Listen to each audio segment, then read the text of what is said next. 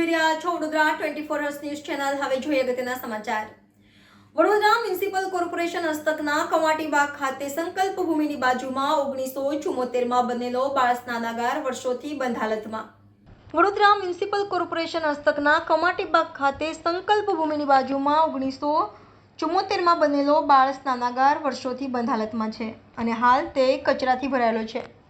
કોર્પોરેશનની તંત્રની બેદરકારીને લીધે આ સ્નાનાગારને ચાલુ કરવા વર્ષોથી કોઈ પ્રયાસ કરવામાં આવ્યો નથી। હજુ તાજેતરમાં વડોદરામાં હરની બોટ દુર્ઘટના કાંડ થયો હતો, જેમાં 12 નિર્દોષ બાળકોનો ભોગ લેવાયો હતો। આ દુર્ઘટના પછી શિક્ષણ સમિતિએ પણ બાળકોને તરણ આવડે તે માટે તાલીમ આપવા વિચાર મૂક્યો હતો અને એ માટેનું આયોજન પણ વિચારાયું છે।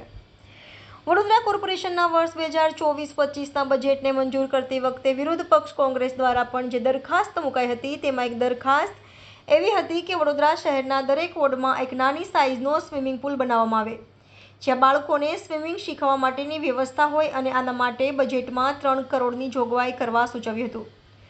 કોર્પોરેશન એક બાજુ નવા સ્વિમિંગ પુલનું આયોજન કરે છે, જ્યારે 1974માં બનેલો બાળ સ્નાનાગાર તંત્રની નિષ્કાળજીના કારણે કચરાથી ભરાયેલો હાલ પડી રહ્યો છે।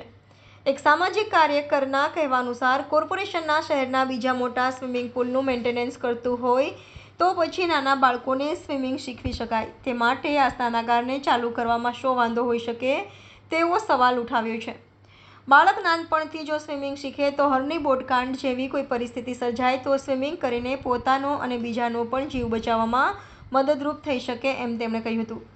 હાલમાં સ્વિમિંગ પુલમાં ભરેલો કચરો જલ્દી સાફ કરી અને વેળાસર ચાલુ થાય તેવા પ્રયાસ કરવા તેણે માંગણી કરી છે। વડોદરા શહેરમાં આવેલ જે કમાટીબાગ છે, કમાટીબાગની જે કહેવાય છે સંકલ્પ ભૂમિની બાજુમાં જ આજે 1974થી જે કહેવાય છે કે અહીંયા આગળ જે સ્વિમિંગ પુલ હતો, આ જે સ્વિમિંગ પુલ છે હાલમાં કેટલા વખતોથી બંધ હાલતમાં છે। એટલે કહેવાનો મતલબ કે વડોદરા શહેરની અંદર હાલમાં જે કહેવાય છે કે નવીન સ્વિમિંગ પુલો બનાવવામાં આવે છે, સાથે જે કહેવાય છે કે મેન્ટેનન્સના નામે કરોડો રૂપિયા ખર્ચ કરવામાં આવે છે, પરંતુ જે કહેવાય છે કે ઐતિહાસિક જે જરૂરને સાચવવાની વાત કરતા હોય ત્યારે જે આ જે સ્વિમિંગ પુલ છે એને કેમ મરામત કરવામાં નથી આવતું તે સમજાતું નથી। બીજી બાબત એ છે કે ટૂંક સમય પહેલાં જ્યારે લેક ઝોનની જે ઘટના ઘટી હતી એમાં 12 બાળકો અને 2 શિક્ષિકાઓના મૃત્યુ થયા હતા। તો ખાસ કરીને વડોદરા શહેરના જે પણ જવાબદાર વ્યક્તિઓએ ચિંતા કરીને વહેલામાં વહેલી તકે આ સ્વિમિંગ પુલ ચાલુ કરવો જોઈએ, કારણ કે આ સ્વિમિંગ પુલ છે એ બાળ સ્વિમિંગ પુલ છે, એટલે કે નાના નાના બાળકો માટેનો સ્વિમિંગ પુલ છે। એટલે ખાસ કરીને આપણા મીડિયાના માધ્યમથી અમારી એક અપીલ છે કે વહેલામાં વહેલી તકે આ જે સ્વિમિંગ પુલ છે તેને તાત્કાલિક ધોરણે એને રિપેરિંગ કરી અને વહેલામાં વહેલી તકે ચાલુ કરવો જોઈએ તેવી અમારી ખાસ માંગણી છે।